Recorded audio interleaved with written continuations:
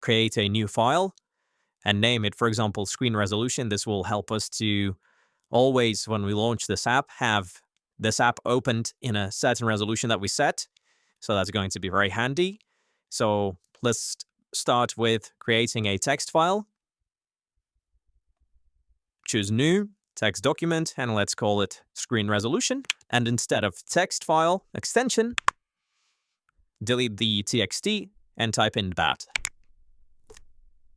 Press yes. Also creating this file, right-click it and press edit. It's going to be a blank text file. From here, you need to type in a command. Okay, you need to input this command. So as you can see, we have a Scrcpy command. Then we have max size. All right, so it's going to be Scrcpy, max size, and this is our resolution, 1024. You can change it to any resolution you want.